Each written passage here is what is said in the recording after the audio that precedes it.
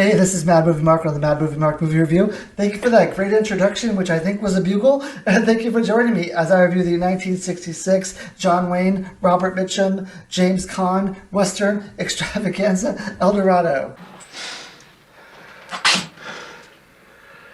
What the hell are you doing here? Well, I'll tell you why I'm here. I'm reviewing every movie that has 100% fresh rating on Rotten Tomatoes. I'm giving them all a score of 1 to 10. After I watch them and score them all, I will rank them from worst to best. I started in the 1920 silent movie era. Now I'm at 1966 with El Dorado. This movie has a 100% fresh rating from the critics and an 87% fresh rating from the audience. And if you can see this review, if you can hear this review on YouTube, that means it uploaded successfully, and my graphics card on my computer has not died yet. It's been trying to die since Saturday. I've been trying to do this review since Saturday, and I have not been able to because my system has not been stable enough. But I really feel like this is the one. I really feel like it's gonna work long enough for me to at least do this review. So this movie stars John Wayne as Cole. John Wayne is one of the greatest Western stars of all time. Westerns are just different when John Wayne's in them. You really feel like you have a strong actor and a strong role, and it's just, you feel like the Western's going to be better just because he's there.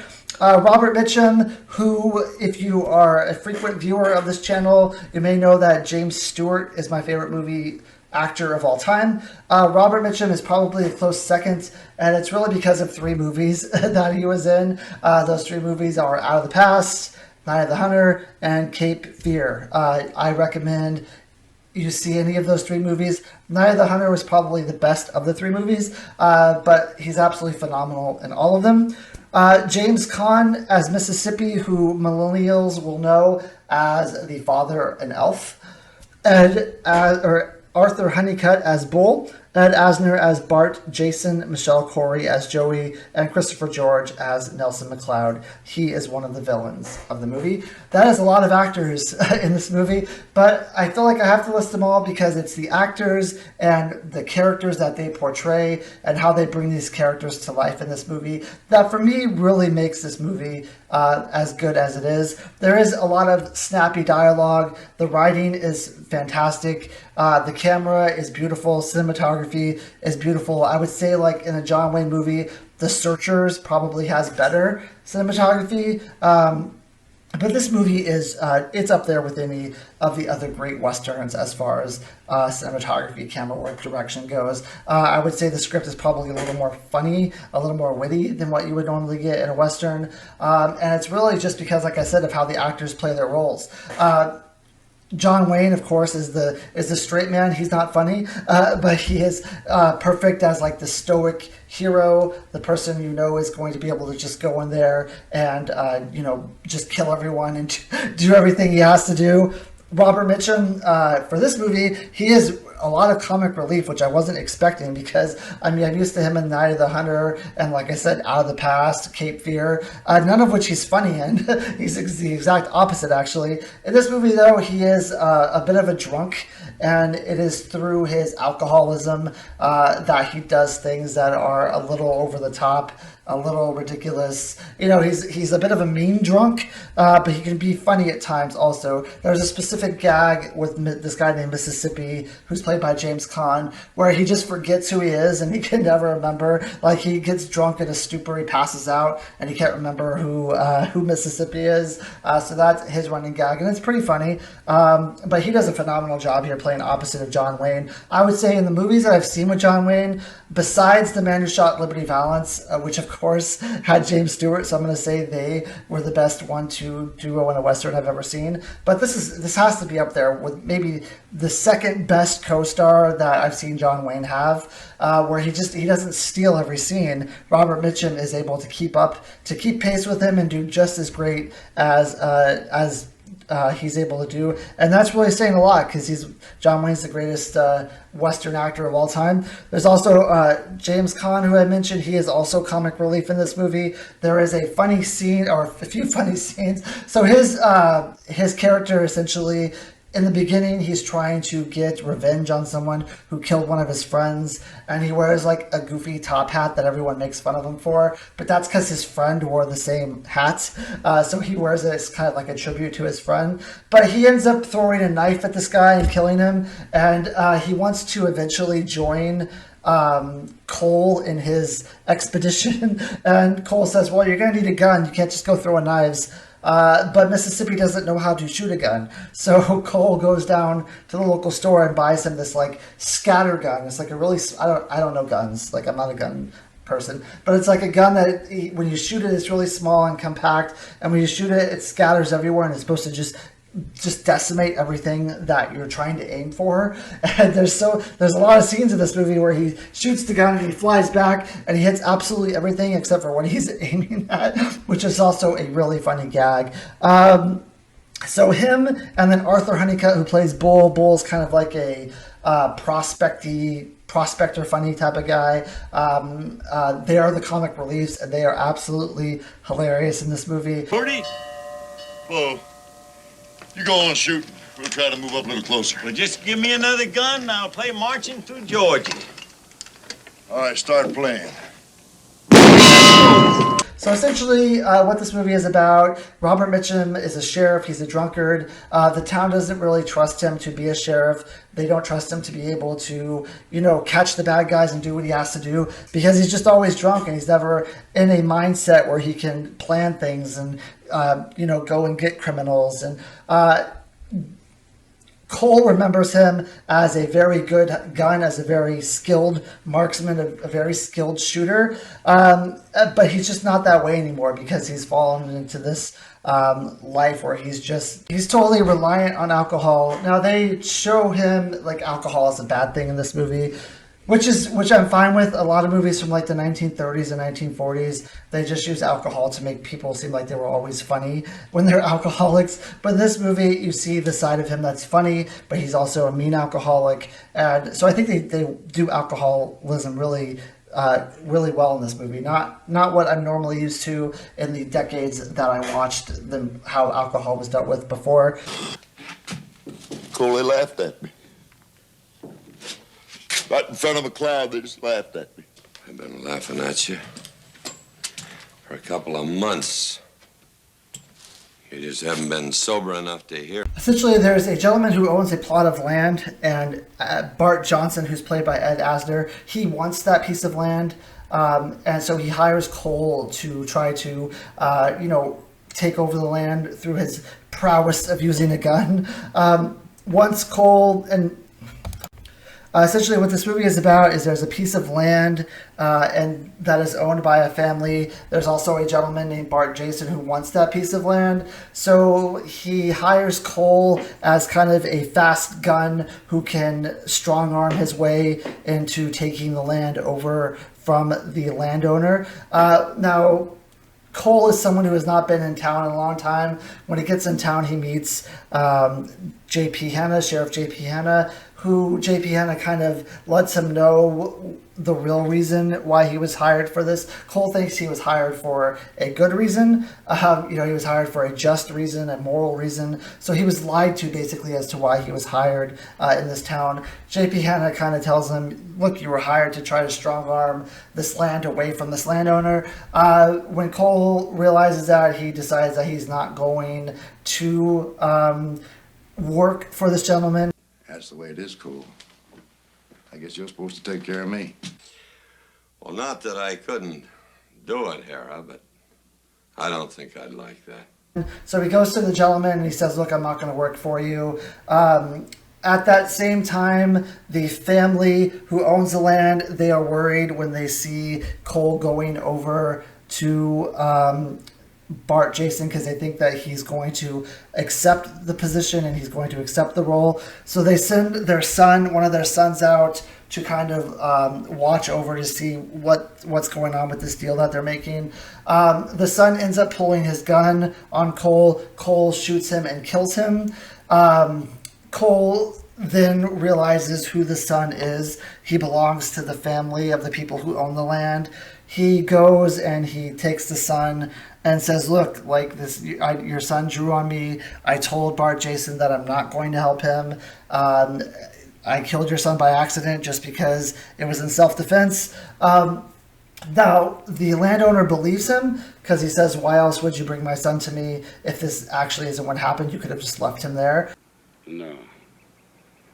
I guess you're telling the truth. I guess if you weren't, you would never brought him here. I'm much obliged to you for that. But the son's sister doesn't stay for this conversation. She just knows that Cole killed her brother. So she ends up shooting Cole in the back.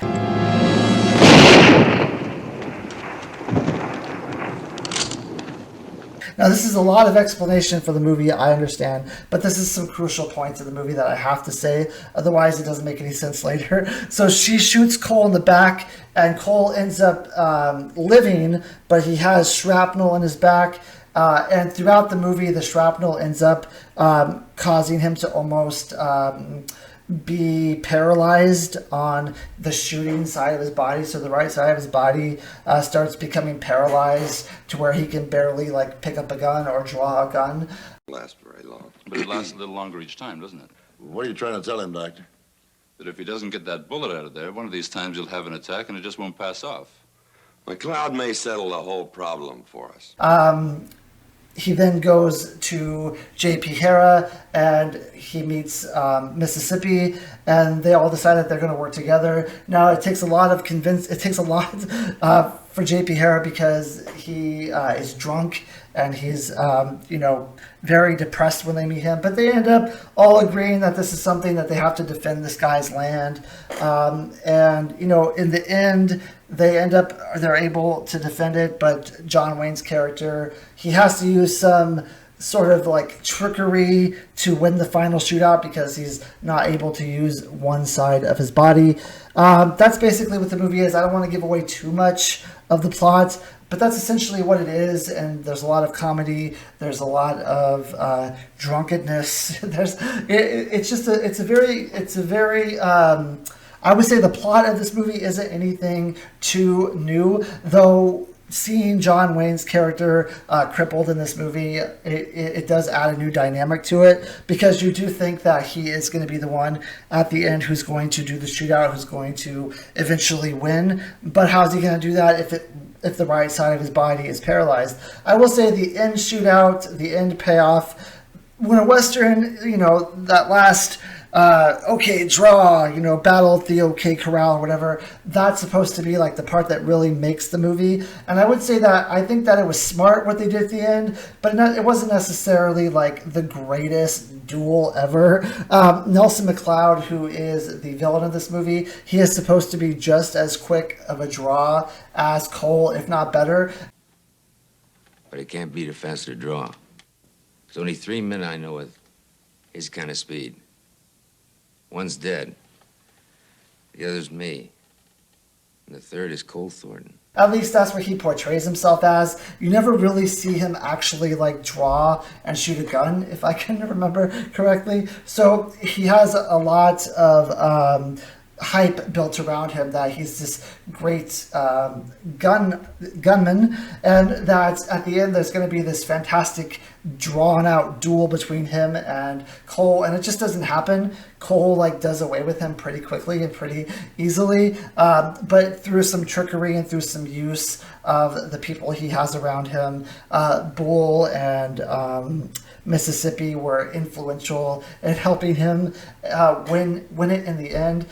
So I would say that was a bit of a letdown. I did expect more from that. I was hoping for more from that. But I realize when you have Robert Mitchum in a movie, you have James Caan in a movie, and you have John Wayne in a movie, and they're all good guys, there has to be something that debilitates one of them, because, they're all such big stars, and it's just all of them against a group of no-names bad guys. There has to be something that evens the playing field, and I guess John Wayne's arm being somewhat paralyzed was a good way to even the playing field. It actually made the movie a little more suspenseful, because Robert Mitchum is good with a gun, but especially in the beginning of the movie, you don't really see him use a gun ever. And James Caan just doesn't know how to use a gun. He doesn't even know how to properly shoot things with a scatter gun. So throughout the entire movie, you know